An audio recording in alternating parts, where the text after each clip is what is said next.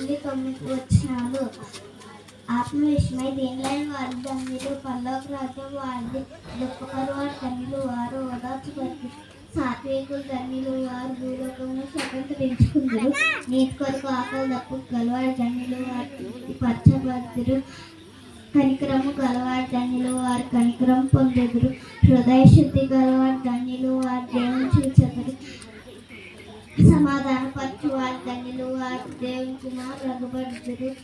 నీతి నిమిత్తము హింసించువారు వారు ధన్యులు, వారు పరలోక రాజ్యం వారిది. నా నిమిత్తము జనులు హింసించి నిందించి నీ మీద అబద్ధంగా చెడ్డ మాటలెల్లా పలికినప్పుడు మీరు ధన్యులు. ఆమేన్.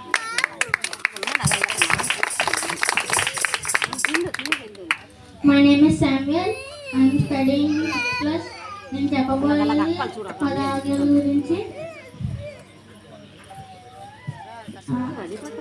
నిర్గమాకాండం 20వ అధ్యాయంలో కనబడితే మొదటి ఆజ్ఞ, ఈ దేవుడైన యెహోవా నేనే, నేను తప్ప వేరొక దేవుడు మీకు ఉండకూడదు. రెండవ ఆజ్ఞ, పైన ఆకాశం ఉండే కానీ క్రింద భూమి ఉండే కానీ భూమి క్రింద నీళ్ళు ఉండే కానీ ఉండాలి రూపమైనను విగ్రహమైనను నువ్వు చేసుకోకూడదు. మూడవ ఆజ్ఞ, నీ దేవుడైన యెహోవా నామమును వ్యర్థముగా ఉచ్చరింపకూడదు. నాలుగవ ఆజ్ఞ, విశ్రాంతి దినము పరిశుద్ధముగా ఆచరించుటకు జ్ఞాపకం ఉంచుకొనుము. ఐదవ ఆజ్ఞ, ఈ దేవుడైన యెహోవా నీకు అనుగ్రహించు దేశములో నీవు దీర్ఘాయుష్మంతుడు వగినట్లు నీ తండ్రిని నీ తల్లిని సన్మానించుము. ఆరవ ఆజ్ఞ, నరహత్య చేయకూడదు. ఏడవ ఆజ్ఞ, వ్యభిచారం ఆడకూడదు. ఎనిమిదవ ఆజ్ఞ, దొంగలింపకూడదు. తొమ్మిదవ ఆజ్ఞ, నీ పొరుగువారి మీద అబద్ధ సాక్ష్యం పలకకూడదు. పదవ ఆజ్ఞ, నీ పొరుగువారి ఇల్లు ఆశింపకూడదు. నీ పొరుగువారి భార్యనైనను అతని దాసినైనను అతని దాసునైనను అతని ఎద్దునైనను అతని గాడిదనైనను నీ పొరుగువారి దేనినైనను నీవు ఆశింపకూడదని చెప్పాను. ఆమేన్. అందరికీ praise Lord. My name is Avinash. ఈరోజు నేను చెప్పబోయే దాని గురించి గొప్ప సృష్టికర్త. ఆదికాండము 1వ అధ్యాయం 27వ వచనం, దేవుడు తన స్వరూపమందు నరుని సృజించెను. దేవుని స్వరూపమందు స్త్రీని సృజించెను. స్త్రీనుగాను పురుషునిగాను వారిని సృజించెను.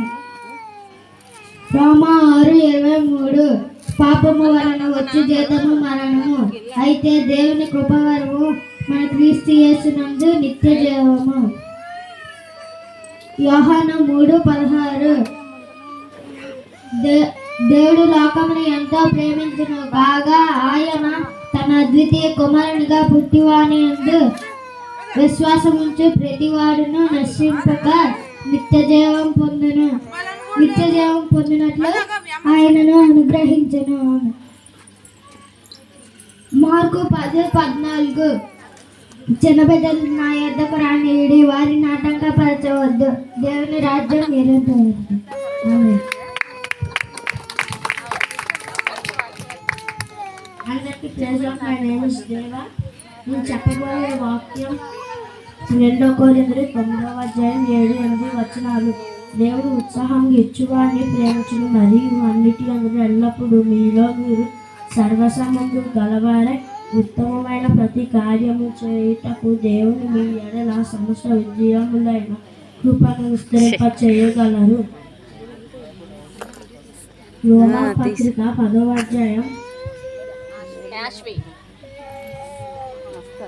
16వ వచనం,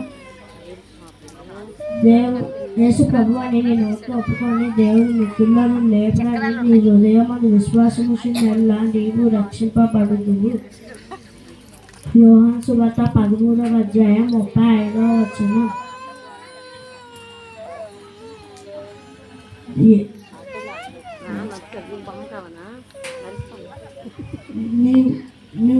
మీరు ఒకరి వల్ల ఒకరు ప్రేమ గలవారైన అల్లా, దీన్ని బట్టి మీరు నా శిష్యులను అందరూ తెలుసుకుందరు. యోహాను సువార్త 15వ అధ్యాయం 5వ అధ్యాయం 15వ వచనం, ద్రాక్ష వలన నేను తీగలు, మీరు ఎవరు నాయందు నిల్చున్నారు, నేను ఎవరినందు నిల్చున్నా వారు బహుగా ఫలించును, నాకు వేరేగా ఉండి మరి ఏమీ చేయలేరు. ఆమేన్.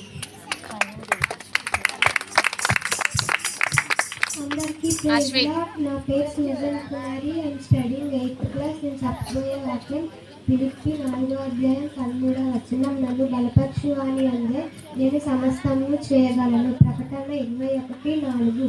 ఆయన వారి కన్నుల ప్రతి బాష్ప బిందువును తుడిచివేయును. మరణము ఇక ఉండదు, దుఃఖమైనను ఏడ్పైనను వేదనైనను ఇక ఉండదు. లూకాసు వార్త 10వ అధ్యాయం 27వ వచనం. ఈ దేవుడైన ప్రభువును నీ పూర్ణ హృదయంతోనూ, నీ పూర్ణ మనస్సుతోనూ, నీ పూర్ణ శక్తితోనూ, నీ పూర్ణ వివేకముతోనూ ప్రేమింపవాలని నీ పొరుగు వారిని ప్రేమించును. మత్తయి సువార్త 28వ అధ్యాయం 19వ వచనం. కాబట్టి మీరు వెళ్ళి సమస్త జనులను శిష్యులుగా చేసి తండ్రి యొక్క కుమారుని యొక్క పరిశుద్ధాత్మ యొక్క నామంలోనికి వారికి బాప్తిస్మం ఇవ్వండి. ఆమేన్.